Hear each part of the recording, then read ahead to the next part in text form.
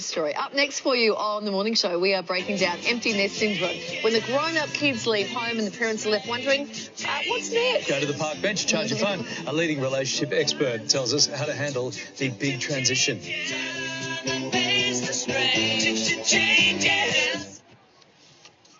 Loss, loneliness, worry and grief. They're just a handful of the emotions parents can feel when their kids move out of home. But the fallout can extend well beyond their final farewell. Known as empty nest syndrome, the phenomenon can cause couples to reassess their own relationship and seek out a new identity outside of being a parent. We welcome back psychiatrist and relationship therapist Dr. George Blair-West. Hi, Doc. Thanks for having me back, guys. Hi. Tell us about what kind of challenges can arise once the kids fly the coop.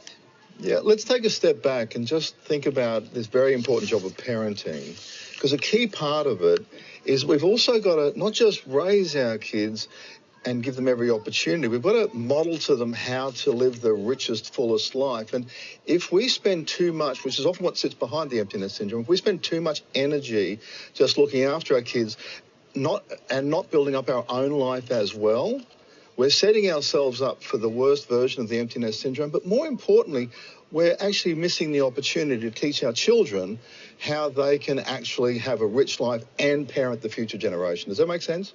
Oh, it absolutely does. So I guess if we focus on the mums just for a sec, what is your advice for finding a new identity outside of motherhood? So you're talking about while the kids are still there, that you need to have more in your life than just the kids. What about once they do leave and you're looking for that identity then, if you haven't? And like so many things in life, it's about seeing this coming. You know, it isn't a surprise that our kids are going to grow up and move out of home. So we actually get some years to prepare for that. And that's actually where the solution begins. If it's being left to the last minute, something's gone wrong, both in terms of what I was just talking about, because our job as a parent is to show our children how to live a rich life. So years beforehand, we need to be ramping up other interests, other projects, particularly things that are really meaningful and give us a sense of purpose, and demonstrating that to the kids. And then as we get closer to it, then we need to expand into, that new role as they move out, because it's actually a gradual process. Them, we know they're going to move out, we prepare for that, and then we gear up as well. Does that make sense? Yeah. So they're the practical points. What about the emotion of it all? How do you prepare yourself emotionally for this? Yes, well, again, the main way we process things emotionally is to do what we call preparatory grieving, and this is a form of grieving when we lose something that's been a part of our life.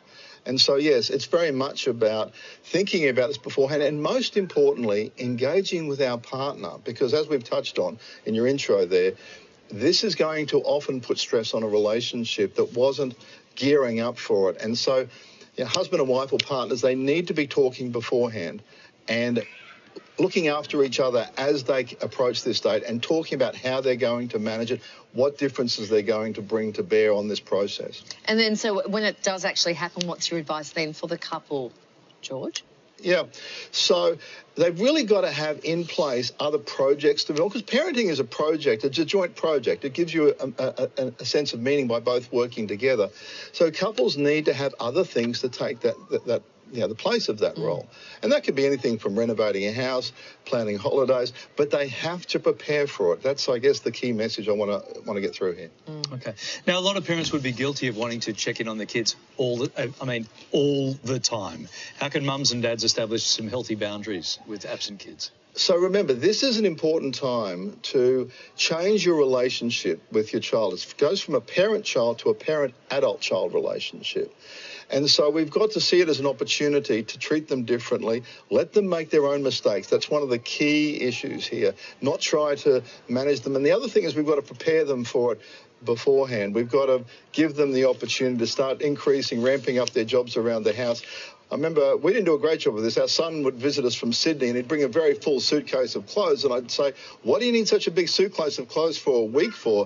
And he said, I thought Mum could do some washing while I was here. We didn't do that so well. But it is a matter. And the other big one is getting them back. I suggest most families do a weekly family dinner where they come back home, connect, and helps with that transition, but particularly with that transition into that parent-adult-child relationship. Yeah. All right, George, great advice as always. Thank you for your time this morning. Appreciate that. Pleasure. Thank you, George. Plenty of people going through it. For more great advice, you can pick up a copy of George's book. It's called How to Make the Biggest Decision of Your Life. It's out now.